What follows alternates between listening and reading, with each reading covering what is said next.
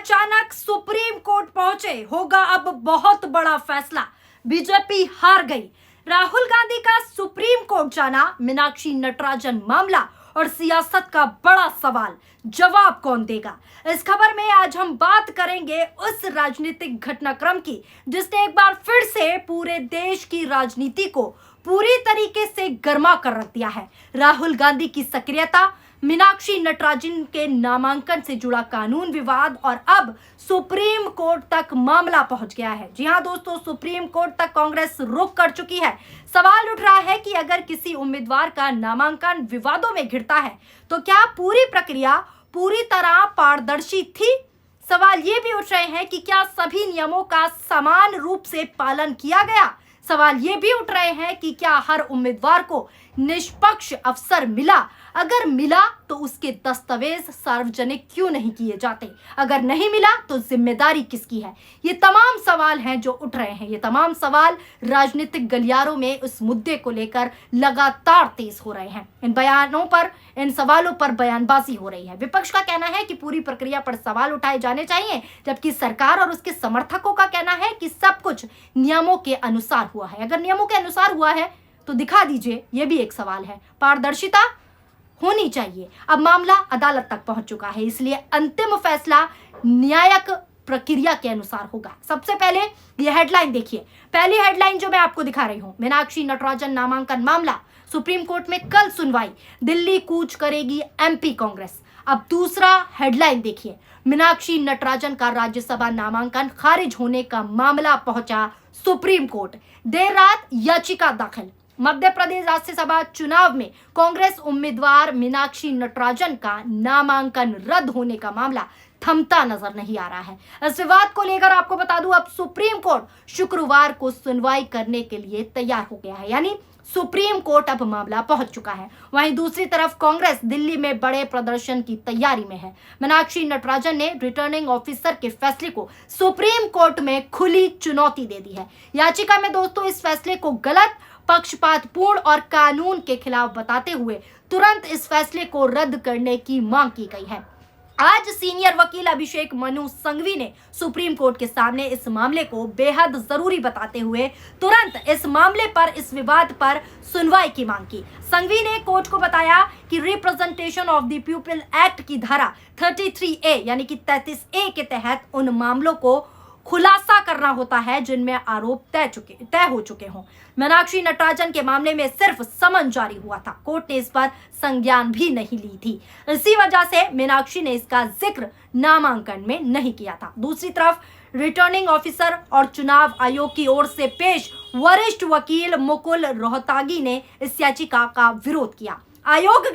आयोग की जो वकील है उन्होंने कहा कि उन्हें याचिका की कोई कॉपी नहीं मिली है, इसीलिए इसे एक तरफा ना सुना जाए। अदालत ने दोस्तों सवाल उठाया, क्या सवाल उठाया वो भी बता देती हूँ। रिपोर्ट देखिए। अदालत ने सवाल उठाया कि ये एक चुनावी मुद्दा है तो ये याचिका कैसे विचारणीय है। हालांकि मामला की गंभीरता को देखें तो जस्टिस प्रशांत कुमार मिश्रा और साथ ही साथ जस्टिस अतुल एस चतुर्कर की बेंच ने भरोसा दिया कि इस याचिका को शुक्रवार को सुनवाई के लिए लिस्ट किया जाएगा, यानी अगली सुनवाई आने वाले शुक्रवार को है। और इसी बीच खबर आ रही है कि दिल्ली कूच करेंगे कांग्रेस विधायक। अब जरा इस रिपोर्ट पर नजर डाल लीजिए, पूरी रिपोर्ट में जो आपको दिखा रही हूँ। रिपोर्ट में देखिए क्या कुछ लिखा है। इसी बीच मध्य प्रदेश कांग्रेस ने इस फैसले के खिलाफ बड़े आंदोलन की रणनीति बनाई है। कांग्रेस के सभी विधायक कल दिल्ली पहुंच रहे हैं। दिल्ली पहुंचने का कार्यक्रम हो चुका है, यानी तय कार्यक्रम के मुताबिक सभी विधायक सुबह 10:30 बजे कांग्रेस मुख्यालय में जमा होंगे। मध्य प्रदेश कांग्रेस विधायक दल ने भारत के राष्ट्रपति से मिलने का समय भी मांगा है। अगर कांग्रेस विधायकों को राष्ट्रपति से मिलने का समय नहीं मिलता है तो सभी विधायक राष्ट्रपति भवन की ओर मार्च कर सकते हैं। ये खुला आह्वान दे दिया गया है, यानी अगर राष्ट्रपति भवन में जो है राष्ट्रपति नहीं मिले तो राष्ट्रपति भवन के बाहर मार्च किया जाएगा। ये सारी खबरें जो है निकल कर आ रही हैं रिपोर्ट के मुताबिक, सूत्रों के मुताबिक मैंने आपको बता दिया। आगे क्या कुछ चल रहा है वो भी सिलसिलेवार तरीके से बता देती हूँ। इससे पहले भी मैं आपको बता दूं, मैंने आपको खबर भी सिलसिलेवार तरीके से दिखाई थी कि क्या कुछ कांग्रेस पार्टी कर रही है। इससे पहले भी मैंने आपको खबर में दिखाया था कि कैसे कांग्रेस ने विरोध किया और कहा था कि बीजेपी और चुनाव आयोग वोट चोरी से आगे बढ़कर अब सीधा सीट चोरी पर उतर आए हैं। यानी पहले वोट चोरी थी और अब सीट चोरी कर रहे हैं, ये कांग्रेस का कहना है। मीनाक्षी नटराजन जी का राज्यसभा नामांकन बिना कारण रद्द करना इस सीट चोरी का हिस्सा है। हमें ये बिल्कुल भी मंजूर नहीं है। इस अन्याय के खिलाफ लड़ते रहेंगे, आवाज उठाते रहेंगे। इस तरीके के ट्वीट करके कई सारी वीडियो भी शेयर की गई थी। ये कांग्रेस ने साफ साफ कह दिया था और आप भी एक बार वो विरोध देख लीजिए कि किस तरीके का विरोध प्रदर्शन साफ तौर पर सड़कों पर हुआ। नजर डालिए इस वीडियो पर। सीताराम सीताराम भज प्यारे तू सीताराम रघुपति राघव राजा राम पतित पावन सीताराम ईश्वर अल्लाह तेरो नाम सबको सन्मति दे भगवान ईश्वर अल्लाह तेरो नाम सबको सन्मति दे भगवान रघुपति राघव राजा राम पतित पावन सीताराम जब भाजपा डरती है लोकतंत्र की हत्या करती है जब भाजपा डरती है लोकतंत्र की हत्या करती है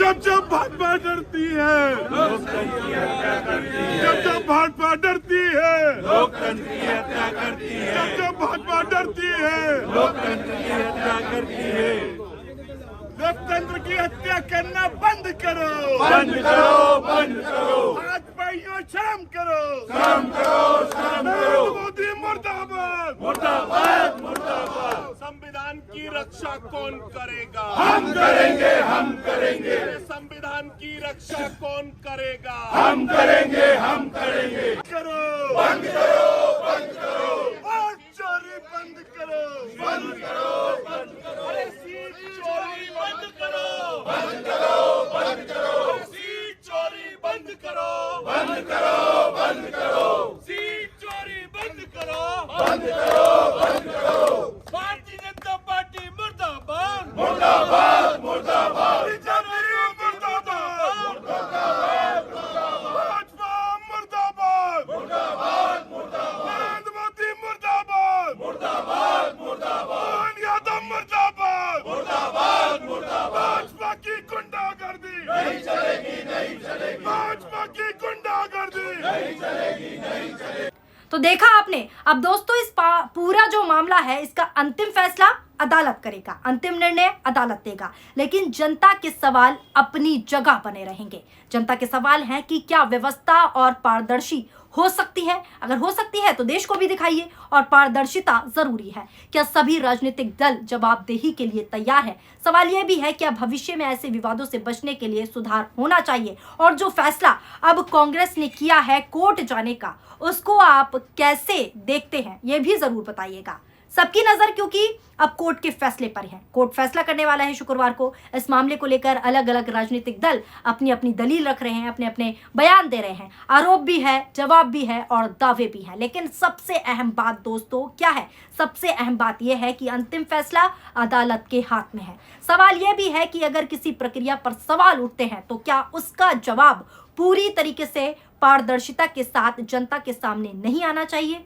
बिल्कुल आना चाहिए, क्योंकि लोकतंत्र की सच्चाई भी यही है कि हर चीज जनता के सामने पारदर्शिता के साथ आए। क्या लोकतंत्र में जनता को हर महत्वपूर्ण फैसले के पीछे की पूरी जानकारी नहीं मिलनी चाहिए? ये लोग सवाल कर रहे हैं। क्या राजनीतिक बयानबाजी से ऊपर उठकर संस्थाओं पर भरोसा बनाए रखना हम सबकी जिम्मेदारी नहीं है? और ये जिम्मेदारी तभी पूरी होगी जब पारदर्शिता जनता के बीच दिखेगी। और अब लाखों लोगों की नजर कोर्ट के फैसले पर है कि कोर्ट शुक्रवार को इस पूरे मामले पर क्या संज्ञान लेता है, क्या सुनवाई करता है। फिलहाल जो कोर्ट का रुख कांग्रेस ने कर लिया है वो आपको मैंने पूरे सिलसिलेवार तरीके से दिखाया, बताया खबर में कि क्या कुछ चल रहा है। और अब आप बताइए कि जो कोर्ट का रुख कांग्रेस ने किया है उसको आप कैसे देखते हैं। फिलहाल वीडियो में इतना ही। वीडियो पसंद आई हो तो वीडियो को शेयर कीजिए और हमारे चैनल पीआरबी को अगर आपने सब्सक्राइब नहीं किया है तो सब्सक्राइब कर लीजिए। अगर आप हमारा ये वीडियो हमारे फेसबुक पेज पर देख रहे हैं तो फेसबुक पेज को फॉलो जरूर कीजिएगा। शुक्रिया, धन्यवाद।